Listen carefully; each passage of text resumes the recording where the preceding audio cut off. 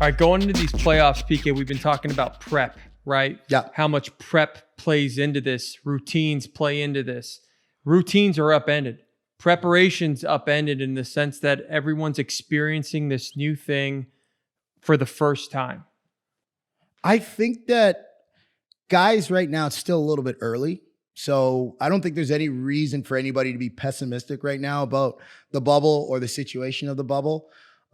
There's definitely going to be an adjustment for players.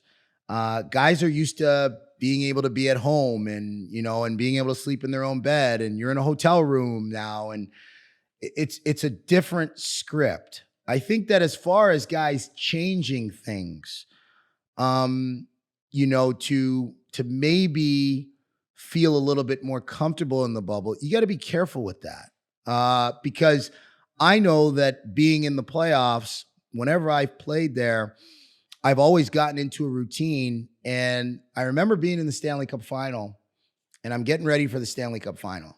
We beat Anaheim. We got a couple days off, and I reach out to Kobe. And I was very, lucky to have a relationship with Kobe as far as texting goes. I met him in his last game in Boston at TD Garden when they played the Celtics, and I came in, and I think people have seen the picture on my Instagram where he's got the ice bags, and he was nice enough. And I said, Kobe, listen, I'd love to get your number and connect with you and get some information from you. I really want to add something to my game. And he said, hey, listen, here's my number. Message me anytime.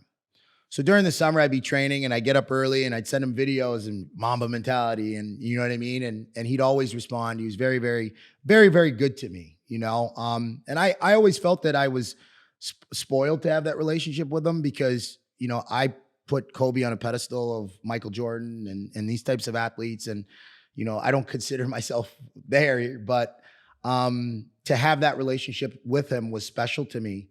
But we get to the Stanley Cup final.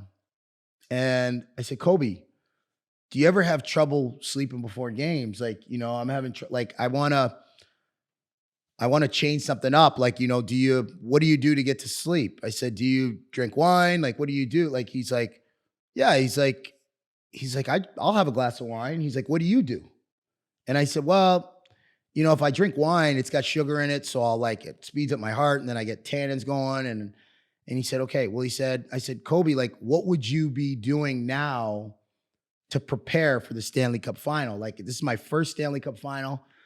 I really want to play well. I really want to be ready to go. What should I do? And he goes, well, what do you always do? And I go, what? He goes, well, you got to the Stanley Cup final. You've always been a playoff performer. Why change anything? So I think, when Kobe told me that right away, it was just like, sometimes you have all the answers.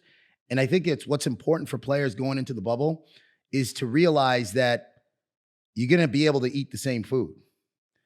It's essentially the same preparation. It's just a different setting.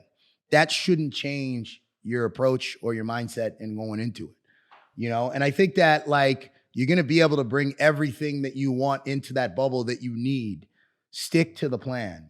And for some of these players, not all of them are going to be there for 2 months. Like I said earlier, some of these guys are only going to be there for a couple of weeks, and that's it, right? So, just go in, stick to what you've always done. And I think players like I said, the veteran players like Justin Williams and these guys, I think are going to find ways to keep that focus on how they've always done it.